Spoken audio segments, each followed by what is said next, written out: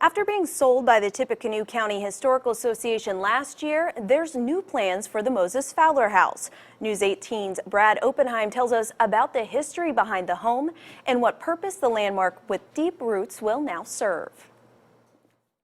It's considered one of the finest surviving examples of Gothic revival architecture in the Midwest and even in the entire United States. The Fowler House sits on top a hill at the corner of South 9th and South Streets in Lafayette. Moses Fowler, an Ohio native and businessman, made his way to Lafayette with his business partner, John Purdue.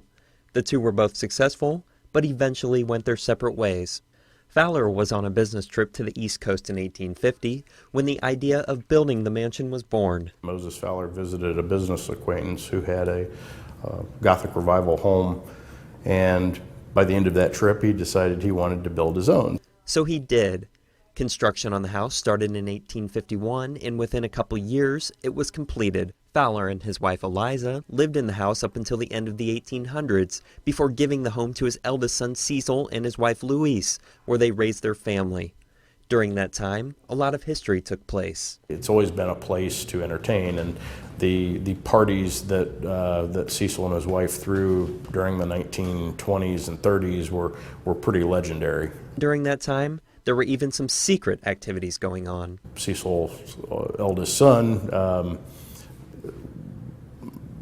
had a speakeasy called the Croc Club in the basement, and he would bring his friends and Purdue students over by invitation, and they would hang out in the basement, and it was all you could drink beer for 50 cents and nickel hamburgers. After staying within the family for nearly a century, Cecil and Louise Fowler sold the house to the Tippecanoe County Historical Association in 1940. The house was used as a museum up until 2015, when the Historical Association sold the home.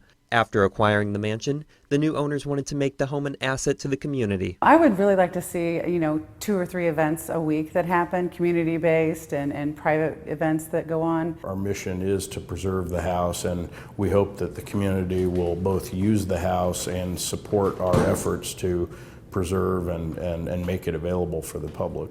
Reporting in Lafayette, Brad Oppenheim, News 18.